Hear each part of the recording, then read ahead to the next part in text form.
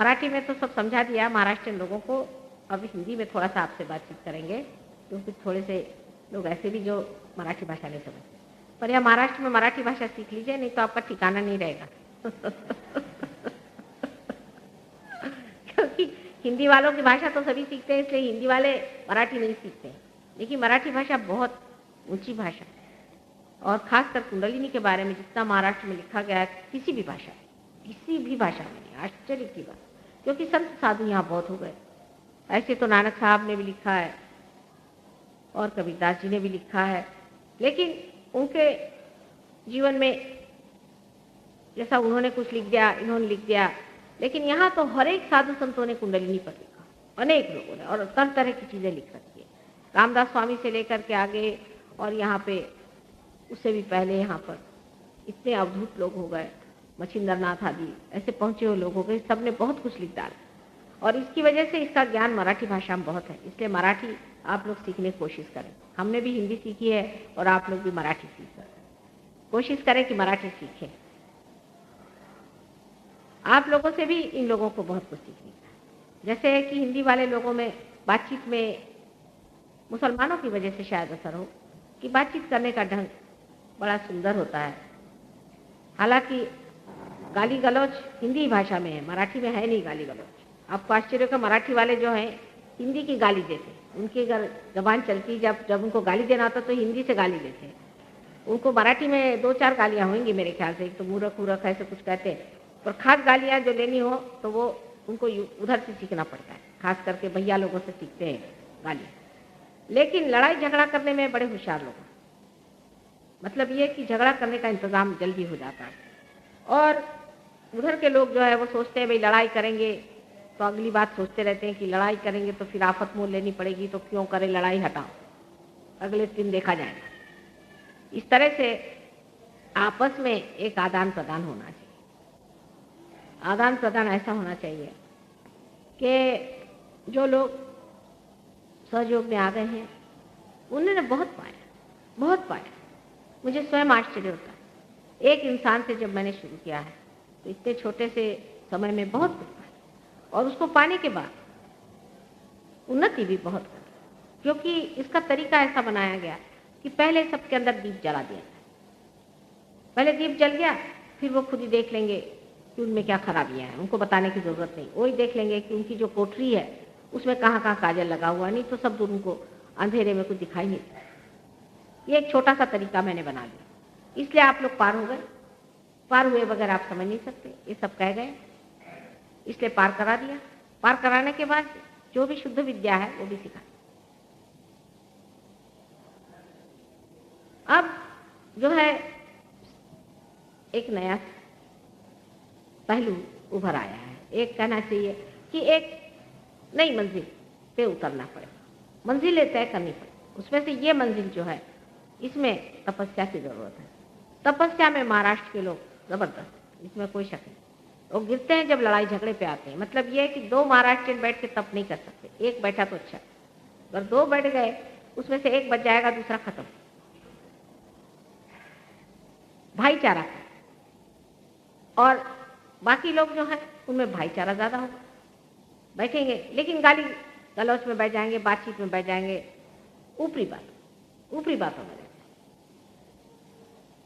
तो दोनों को सोचना कि ऊपरी बात भी जो है वो भी जरूरी है कि दूसरों से बातचीत कैसी करनी है, दूसरों से संबंध कैसे रखने हैं, आदान प्रदान कैसा है। अभी किसी महाराष्ट्रियन के यहाँ जाइए तो चाय मिल जाएगी आपको, बस चाय मिल जाए तो बहुत अच्छा है, चीनी वीनी मिल जाएगी, लेकिन और इससे ज़्यादा मिलना ज़रा मुश्किल हो जाता है। लेकिन वही अगर आप और जगह जाइए, किसी धोबी के भी घर जाइए, तो वो भी आपको जो भी घर में होगा निकाल के खाना पीना दे देगा कि भाई ले लो, और बातचीत अच्छी करेगा, अच्छे से बातचीत। तो वही बात सहयोगियों को बहुत ज़रूरी है, क्योंकि अब हम लोग एक नई मंजिल पे आ रहे हैं। अब उस नई मंजिल में जब तक हम अब तपस्या से अपने को सफाई नहीं करते, जब तक हम मेहनत से अपने को ठीक नहीं करते, तब तक दूसरे लोग आपको मानने वाले नहीं। कि जब आप दूसरों को करते हैं तो आपको भी देखना चाहिए आप अपने को क्या कर रहे हैं। जैसे अपने माँ बहन को आप सता रहे हैं, अपने बाल बच्चों को आप नहीं देख रहे हैं, दुनिया भर की आप चापलूसी कर रहे हैं, तो उसमें भी कोई लोगों पे असर नहीं पड़ने वाला। और अगर आप अपने को भी देख रहे हैं, अपने घर वालों को भी देख रहे हैं और दूसरों को भी आप देख रहे हैं, तब दुनिया कहेगी कि हाँ भाई, ये आदमी कुछ फायदे का है, इसमें कोई विशेषता है, ये कोई चमत्कार है इस आदमी, ये कैसे इसकी जिंदगी कैसे इतनी बढ़िया है, आले दर्जे का। ऐसा लोगों का रहना चाहिए तो आले दर्जे का। पहले चाहे जैसा भी रहा हो, अब इसका तो समझ में नहीं आता इसका क्या का क्या। इस तरह की जब चीज होगी, इसी दर्शन से ही लोग और सहयोग में आएंगे और बढ़ेंगे। नहीं तो जहाँ के तहाँ हम लोग बस 4 बढ़ गए, फिर 4 घट गए, 8 बढ़ गए, 10 निकल गए। जो कहानी आप सुनते होंगे कि एक आदमी काम पे आया, आधा किया भाग गया, फिर आया, इतना किया भाग गया, वही होता रहेगा सहयोग में। इसलिए भगेड़ू लोग यहाँ चल नहीं सकते। इंसान को बैठना पड़ेगा, जमना पड़ेगा, बैठक लगानी पड़ेगी, तब गहरे उतरे। और कितना बड़ा धन है, कितनी बड़ी शक्ति है, इस शक्ति को बढ़ाना चाहिए। और उसका कितना बड़ा आनंद है। सारी दुनिया की शक्तियों में जो आनंद नहीं मिल सकता, सारी दुनिया के धन से जो आनंद नहीं मिल सकता है, वो अपने आत्मा के धन और शक्ति से मिले, उसकी संपदा को पाए। और जब इतना गहरा हमारे अंदर है तो क्यों वर्त में हम ये चीजों के पीछे में लगते? किसी से सुनते हैं कि वो सहयोगी औरतों के पीछे भागता है। अरे औरतों के पीछे भागने से कोई भी किसी को सुख मिला है? सुख तो छोड़ो, आदर तक नहीं मिलता। आज तक आपने कहीं देखा है किसी का स्टैच्यू बनाया क्योंकि आदमी औरतों के पीछे भागता था, या उसको किसी ने हार पहनाया कि औरतों के पीछे में भागता? इस तरह की बहुत ही ओछी छोटी चीजों में फंसना ये सहयोगियों का काम। वो तो एक ऊंची बुलंद चीज है, उस बुलंदी पे उसे उठना ही पड़ेगा। अगर वो नहीं उठेगा तो सहयोग नहीं उठ सकता। मेरी वजह से क्या होने वाला है? लोग कहेंगे आप होंगे तो होंगे, आप एक हैं तो ऐसे बहुत हो गए आपके जैसे, हो भी गए। लेकिन आपने क्या बनाया?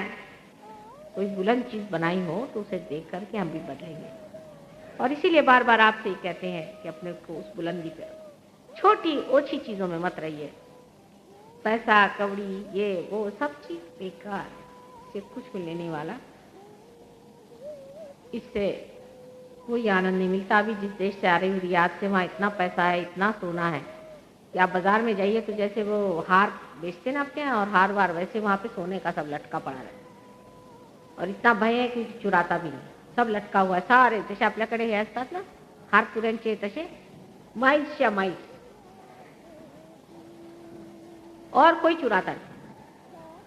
इतनी रईसी है, पर मुंह पे देखिए तो ऐसा लगता है कि इनके कोई ना कोई मर गया इनके घर में। सारा सोना, सारी चमक सोने में है, चेहरे पे जरा भी चमक, ये हालत। तो इतनी लक्ष्मी होकर के भी लगता है सरस्वती तो है ही नहीं, बुद्धि भी बिल्कुल बेअक्ल होगा, गधे के जैसे। और दूसरी बात यह है कि कोई सौष्ठव नहीं, कोई सौंदर्य नहीं, कुछ मुंह पर रौनक नहीं, अजीब से घबराए हुए, आतंक में फले। इसलिए सहयोगी के अंदर जो एक शांति, जो प्रेम, शांति और प्रेम, इसको पाना चाहिए, इसको बिठाना चाहिए, जमाना चाहिए, अंदर में बहना चाहिए, इसका गौरव बढ़ना चाहिए। शांति और प्रेम, अंदर की शांति और बाह्य में वही शांति प्रेम। अपने जबान में शांतता होनी चाहिए और अपने व्यवहार में प्रेम होना चाहिए। और प्रेम में किसी तरह का लालसा हो तो वो प्रेम ही नहीं हो सकता, वो तो कोई गंदी चीज। किसी लालसा के, किसी लालच के जो प्रेम होता है वही शुद्ध प्रेम होता है और वही असल चीज होती है। बाकी तो सब नकल है और बेकार चीज। जैसे कोई चीज सड़ जाए उसे हम नहीं खाते, उसी प्रकार सड़ी हुई गली हुई ये चीजों के पीछे में हम लोगों को लगना नहीं, क्योंकि हम लोग सहयोग हैं। और ऐसे सहयोग के महत् कार्य में आप लोग लगे हुए हैं। परमात्मा आप सबको आशीर्वाद दें और इस तपस्या में आप लगे और इस तपस्या में आप बचें। मेरा पूर्ण आशीर्वाद है आपको। मैं स्वयं इस तपस्या में लगी हूँ कि ये चीज आपको दर्शन हो इसका, और आप इसे देखें, इसे आप आजमाइए। कितने आनंद की चीज है कि अपने ही सद्गुणों पर और गुणों पर आप मुग्ध हैं, अपने ही गुणों को आप मजा उठा रहे हैं। साहब में मजा आ रहा है, किसी को चीज दे रहे हैं तो मजा आ रहा है, किसी से अच्छे से बातचीत हो रही तो मजा आ रहा है, इसके वार्तालाप ही का मजा आ रहा है। इतनी बढ़िया चीज है, इसको आप पाइए और इसमें आप उतरिए। आज से ये चीज शुरू होनी चाहिए। सब लोगों के बीच में एक तरह का आदान प्रदान प्रेम होना चाहिए, आपस में भी और दूसरों के साथ। परमात्मा आप सबको सुखे।